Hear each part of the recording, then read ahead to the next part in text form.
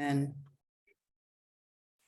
Great. So over the past few weeks, we dedicated some time to studying more about habits, and special thanks to Zaitun for leading us through that effort. And today we begin yet a new, call it a series, where we shall be focusing on the 7 habits of highly effective people. The 7 habits. So it's still about habits.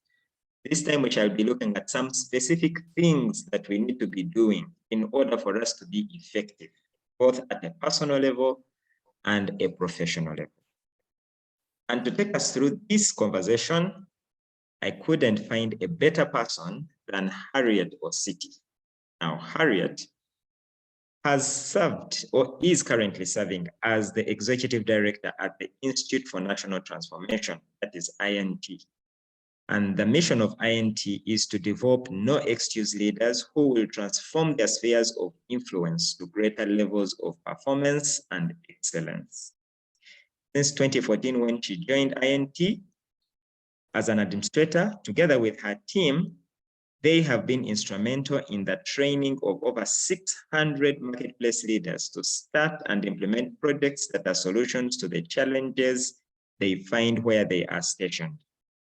And these include people like members of parliament, justices of high court, officers of the Uganda People's Defense Forces, different places and people in different places like CEOs, medical doctors, nurses, engineers, teachers, to mention but a few. She believes firmly that God has given every individual, every Ugandan, a piece of their country to transform into the likeness of his kingdom. Harriet is a member of Toastmasters International, an organization that empowers people to become more effective communicators and leaders. She's a member of Kampala Toastmasters Club, where she has served in different capacities as vice president membership. She has served as a mentor to many and has currently been appointed as the area director, where she will be overseeing about 4 clubs. Harriet also emerged, by the way, number 2 in the whole of East Africa at the Regional Toastmasters Conference that was held in Dar es Salaam. She is currently, she holds a bachelor's degree in psychology and development studies from the University of South Africa. She has recently finished her master's degree in organizational leadership and management from Uganda Christian University, and is currently pursuing a PhD in transformational leadership with Bakke Graduate University in the US. She's married to Silva, and together they have 3 awesome children who have since left home and are working in the diaspora. She's a born again since 1976 and fellowships with the Deliverance Church in Uganda. Ladies and gentlemen, I give you Harriet Ocitti. Harriet, good to see you, and take it away. Thank you so much, Jesse, for that introduction. Often when I hear my introduction, I'm amazed at what God has done in my life, where I've come from and where I'm going. And so thank you so much for that, Jesse. I'm also glad to note that on the call, there are people I'm familiar with, and therefore it is a great pleasure to connect again with friends who have walked with me in this leadership journey that excites me even today, excites me that I am on a journey of leadership, but not only that, of training others and mentoring others and working with others and being supported by others. So it really brings me great pleasure to be here. I'll just share my screen right now. And we'll take it away from there. Okay, let me just, oh, awesome. Great, so what we are dealing with today, or what I was asked to engage with over the next few weeks, is the 7 habits of highly effective people. I hope you can see my screen. Yes, Harriet, we can see it, thank you. Okay. Just adjust something here so that I can be able to see everybody well. Okay, so this is what we are going to engage in the next few weeks. I'm very passionate about this particular topic because this book, The 7 Habits of Highly Effective People, is a book that really transformed my life at a stage where I was struggling to understand purpose and to become effective and to give back to community and feel a sense of direction. And so I chanced upon this book through a leadership training, a short leadership training that I was undergoing through a friend. And I remember so well that day, that period of time, like I said, I was really struggling. And as I sat in that room, she made a statement and she said, every single one of you are here because of the choices you have made. Now, maybe everybody else in the room felt comfortable with that, but I didn't, because I felt this was a friend who knew what I was going through, the struggles I had been going through over the few years. And I felt it was unfair for her to even make such a statement when I was in the room. But at the end of that session, she recommended this book, and I began to read this book, and it just took me on a trajectory to understand that, yes, though life may have thrown lemons at me and I was having challenges, but I was where I was because of the choices I have made, because there were others who had gone through the very same situations, but we were in different places.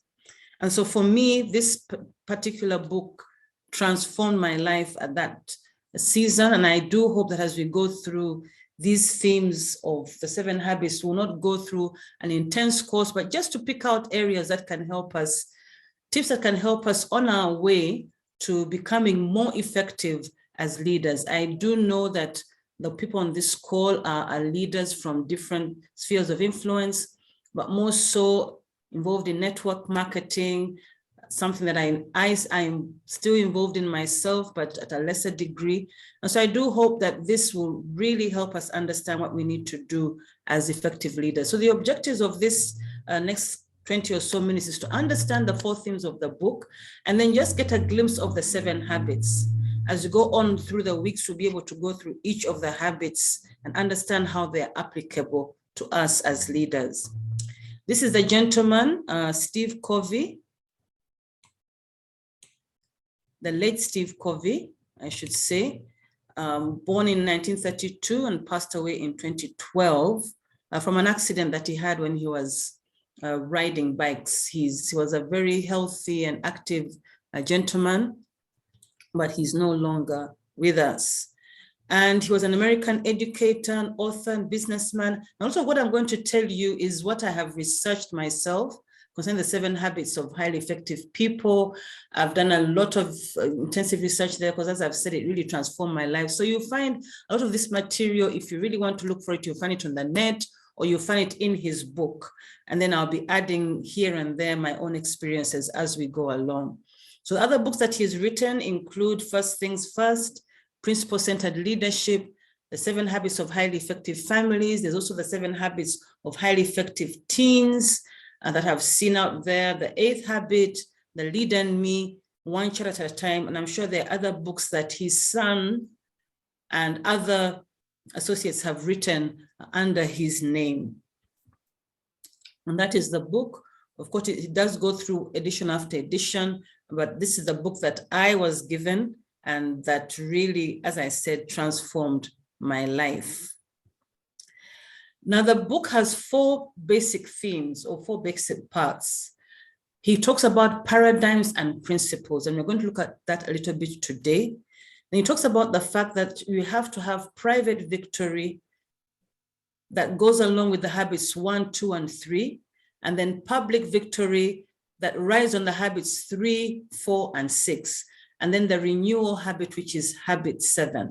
So there are 7 habits, but all going around the concept of paradigms and principles. The framework looked like this, and it's sometimes called the maturity continuum. So what Steve Covey and his establishment were able to study and bring out in this book is that for all of us, as we grow in our leadership, as we grow in finding purpose, we come from a place of dependence first, depending on others, depending on what is going on around us. But as we engage with habits 1, 2, and 3, which I said we're going to look at later on in the coming weeks, As we engage in those 3 habits, we gain a private victory within our lives that moves us to a place of being independent from the things that are around us, we being able to make those choices that enable us to reach our goals. And then when we begin to engage the habits 4, 5, and 6, that is where our public victory leads us to interdependence. And then the habit 7 goes all around these 6 habits and enables us actually to engage these 6 habits in our lives so that we can become effective leaders. And habit 7 is sharpening the soul. So the first habit is be proactive. The second habit is begin with the end in mind. The third habit is put first things first. And as I said, that is where your private victory is found. Then habits 4 are think win-win. Habit 5 is seek first to understand, then to be understood. And habit 7 is synergize, which then encapsulates your public victory. And to sum it all up, to tie all the dots together, is habit 7, which is sharpening the soul, which as we'll look at is a place, excuse me, of renewal. This is a quote that constantly helps me to understand that my victory in public is always preceded by my victories in private. What Steve Covey is saying, that for you to be really and truly successful as a public figure, as a public leader, as a public transformer, you need to have started by working on yourself. Are there things in your life that you're still struggling with and that you have not addressed? Believe you me, as you continue in life and life begins to put you in certain places, those things you have not dealt with as a private person will begin to show out. Like it has been said, a person who is a public thief didn't just become a public thief. It means even in their private life, there were issues they were dealing with. And positively, we can say that great men and women that we look up to who are role models didn't just become those role models. They didn't just become our heroes. There were things in their lives that they purposed to do to make sure that they were victorious. It's about being disciplined, having self-discipline, saying that within this area I am struggling, let me discipline myself. And once I've disciplined myself and I have victory over those giants or those skeletons or those ghosts in my life, even when I'm in public and I'm squeezed in a corner, I'll still be able to have victory. So I'd like us to always have this in mind as we go through the 7 habits, that your victory in public, in whatever you're doing as a businessman, as a mother, as a teacher, as a doctor, as a professor, as whatever it is that you are, your victory in public is only possible if you have had private victory in your life. Winning this victory, the private victory, moves us from dependence to independence. It means we have developed self-mastery and are able to achieve our most important goals. And as I've said, it comes from living habits 1, 2, and 3. Self-mastery is about saying, I have control upon myself. There's another quote from the book that I really love that says, between stimulus and response, there is a space, and that space is called choice. In other words, all of us, or many of us, may be stimulated. A stimulus means anything that is going on around us. It could be poverty, it could be lack of money, it could be a death, it could be success, it could be promotion. Those are stimuli. Now, how you respond to that stimuli, there's a space, and that space is called choice. And that's why my friend said to each one of us in that room that every single one of you are where you are because of the choices you have made. How have you decided to handle promotion? One person might handle promotion by deciding to be a lord over the people that he's leading and therefore become the big boss. Another might say, because I have been promoted, I will serve others. And therefore your response is determined by the choice that you make. So winning this victory will move you from being a place of depending upon the situations around you that will move you to make choices maybe you would not have made, But once you have been able to strengthen your habit 1 and strengthen your habit 2, strengthen habit 3, you move from that place and you move to a place of independence where you master the choices that you make. And then there's public victory. Public victory is winning. This victory moves us from independence to interdependence. Like I said, this is a framework of the 7 habits. And it's our capacity to develop meaningful relationships and work well with others. It comes from living habits 4, 5, and 6. I'm sure all of us on this call know that success in our lives as leaders, as transformers, or whoever we are, is only really possible when we learn that we can't go it alone. If you choose to be a lone ranger in life, you one day come to a point where you realize what you thought was success was actually a failure on your part. We realize that we need to work with others. We need to develop meaningful relationships. One thing that I've come to know over the last few years is that the networks I have are really what give me worth in my life. What are those networks that you need to develop? From independence to interdependence shows how much we are capable of developing meaningful relationships. I'd like us to say, because these are habits, when you talk of meaningful relationships, it's also understand that there will be those relationships that are not meaningful. Are you able to make the choice and say, this particular relationship does not enable me to reach my goals? Remember when we were looking at private victory, we talked of self-mastery to be able to achieve our most important goals. Once you understand your goal in life, you're able to say, when I'm in public, these are the kind of people I need to network with. They may be good people, but they will not enable me to achieve the goals I need in life. They may not be the kind of people that will spur me on to excellence and to greatness. And this is where interdependence comes in. And then there's the 8th habit. This is the habit of renewal, where you understand that as a leader, you're always a learner. Leaders are continuous learners. They're into the habit of knowing they are lifelong learners. And therefore, even as you move to a place of interdependence, you're developing relationships. You understand that you cannot stay where you are. You need to keep adding competency to yourself. You need to keep reading. You need to keep adding more skills so that you can become a much more better person. And the habit of the renewal gives us the capacity to live out all the other habits. Because as you grow in life as a leader, you realize that there are always things that you need to work on. You need to synergize. You need to think win-win. One situation that you went through before, another situation comes up and you're having to think, how do I make sure that I'm winning and the other person is winning? Or you might find you have to go back to habit 1. How do I become proactive in this new situation that I find myself in? This is the habit of renewal. The foundation of the 7 habits is the contrast between the character and the personality ethics.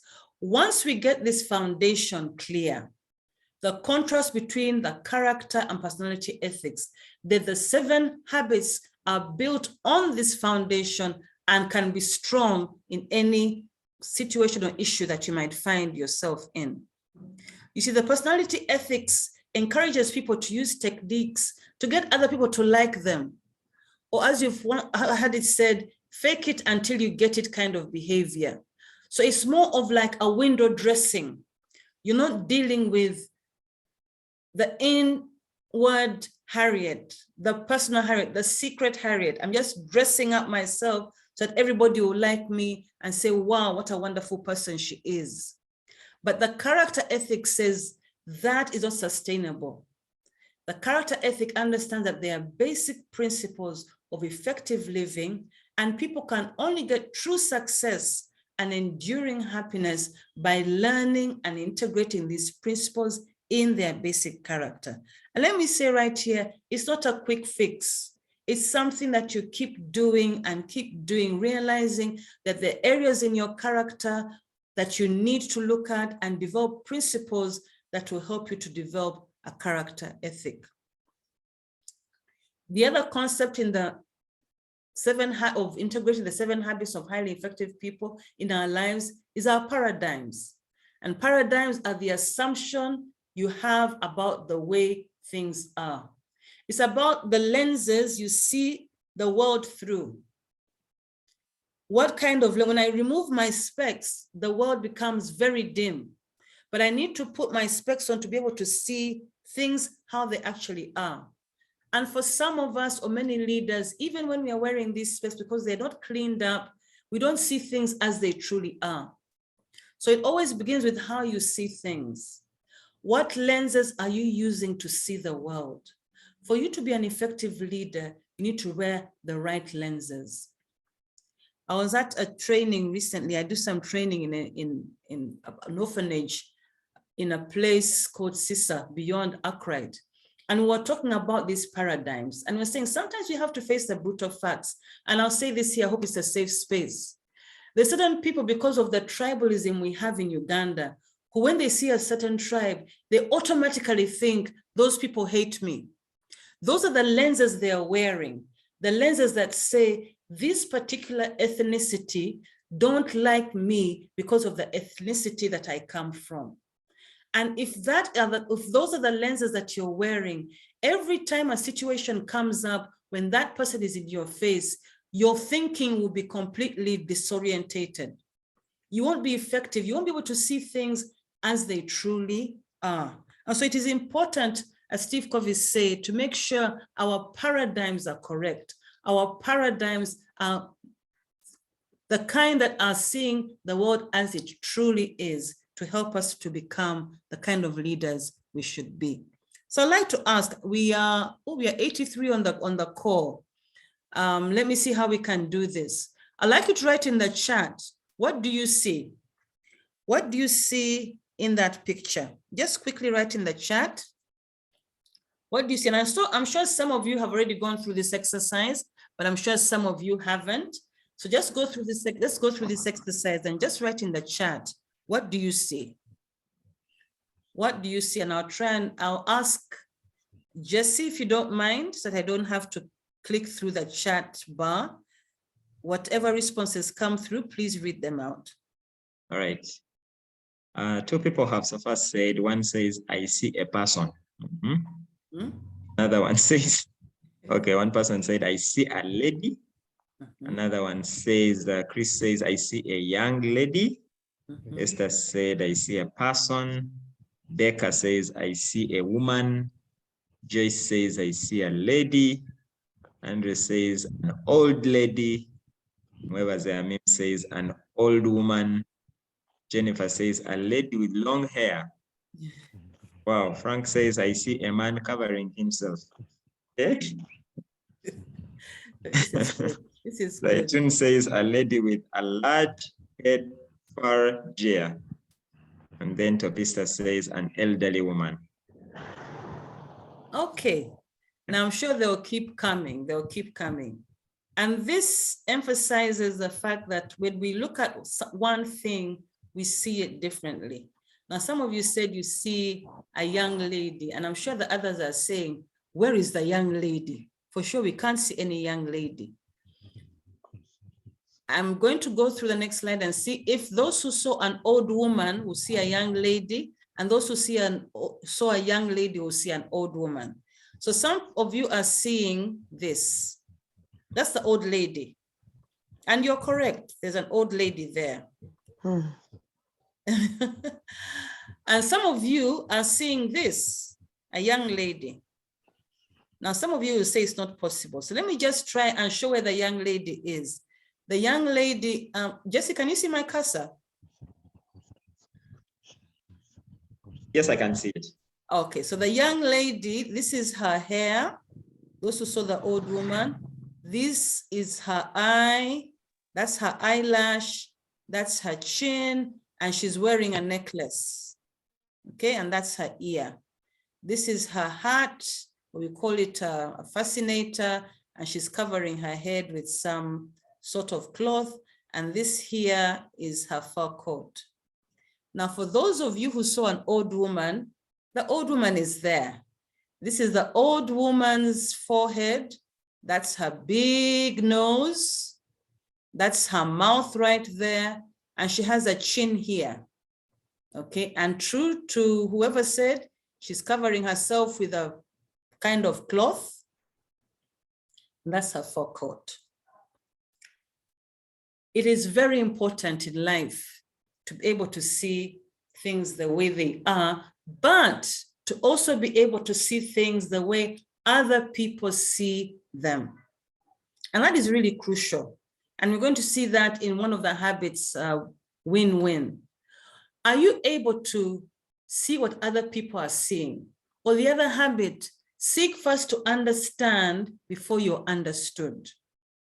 Because what you may be seeing is not what other people are seeing. And it is important for us to know that it is a key element in our leadership, in our growth as leaders, to be able to see things as they truly are, but also to see things as other people may be seeing them. And so the results we get in our lives depend on what we do. What we do depends on how we see the world around us. Therefore, if you want to change your habits, begin by changing your paradigms. And I want to start from the very bottom. We are looking at changing our paradigms. If we want to change our paradigms, we need to change our habits. Okay, I'm beginning from the bottom. To change our habits, we need to change how we do things. In other words, if you're the kind of person who, when you get your money, you go and just spend it, or another person who, when they get their money, hoards it, will determine the kind of results you get in your life. And as I'll say again, we are where we are because of the choices that we have made. And so I'd like to encourage you as we go through these next few weeks of looking at these different habits, to wear a hat of saying, I'm here to understand where I am in terms of seeing the world. What are those habits in my own life that I need to change to become a more effective person? And the interesting thing is, for each one of us on the call, there'll be different habits because we are at different stages in our lives. We'll find that some of us are in the independent stage. We may find ourselves in the interdependent stage, or we might even find ourselves still right at the bottom of the framework at the dependent stage. But the wonderful thing is, the choices we make today will determine how far we go and how effective we become, or how successful we are in meeting our goals to have results that will bring us enduring happiness. Thank you so much for listening. I hand back to Jesse. Thank you. Thank you so much, Harriet. Well done and well said. Yes, one thing I'm taking away today is between a stimulus and a response, there is a space.